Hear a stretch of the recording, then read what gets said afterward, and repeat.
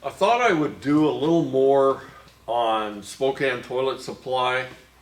Some people have asked about this and the electric trucks and so on, because they did have electric trucks.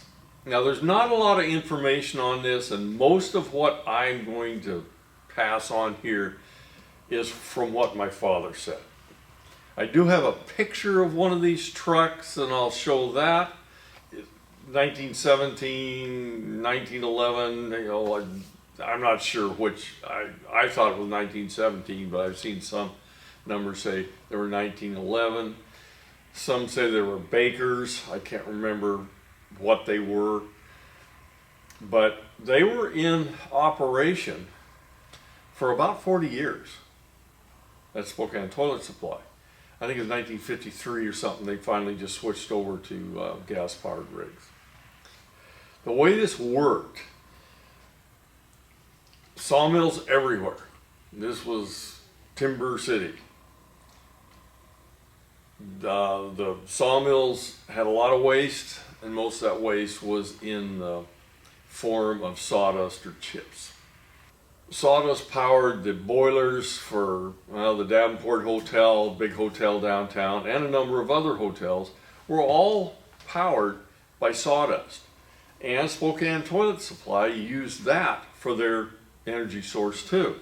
And they'd have truck drivers that would bring in all this sawdust, probably every day, and dump it off at these different locations, and they would use it to heat their buildings or run, like Spokane Toilet Supply, it ran a generator, and it also ran a steam engine that used jack shafts and so on to operate washing machines and like. I mean, it's a laundry service. Spokane Toilet Supply was a laundry service. It didn't sell toilets or something, but what would happen is they would charge these trucks up when the guys came back from their deliveries, and when they were ready to do deliveries again, the trucks would be charged up and ready to go. I mean, these were not high-speed vehicles. Some say they went about 10 miles an hour. I don't know if it's that slow or not. They could easily have been faster than that. But they used batteries that were consisted of glass cells, kind of a glass jar sort of thing, square. And they would put the lead plates inside them, put acid in them. And when the lead plates wore out, they would pull the lead plates out and they would put new ones in and flush out the glass jar and put acid in, and off they were going again. It was all lead acid stuff. In the picture, I think I can see the batteries. They're located very low in the chassis. You can see it's underneath kind of the chassis. And I remember Dad talking about them and how they worked, and with his cells and so on, and that occasionally they would take and just go through the truck and replace all the wiring in it. And they said they actually operated much faster when they finished, replacing all the wiring, mostly probably because of bad connections. And it was probably a fairly low voltage thing. One thing you need to kind of remember is electric cars were contemporary with gas cars. In fact, some of them were earlier than gas cars. There were things about electrics that made them much more desirable.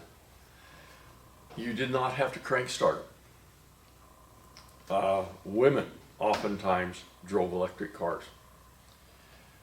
Because you just get in and go. You don't have to do anything. And of course, electric start came along pretty soon and eliminated some of that. But starting was always kind of a problem. Engines did not start easily at those times. And so electrics could solve that. The energy source for gas vehicles, of course, was gasoline, and it wasn't necessarily available in the quantities necessary for quite a while. But electricity wasn't usually either. You used to have to have something, you know, like Spokane Toilet Supply having, you know, power generators that actually produce the electricity to operate these things. So it wasn't, you know, it was a sensible decision from the point of view of cost and reliability. They were actually pretty reliable. And I'm going to talk in another video, I'm going to talk about trucks, electric trucks now.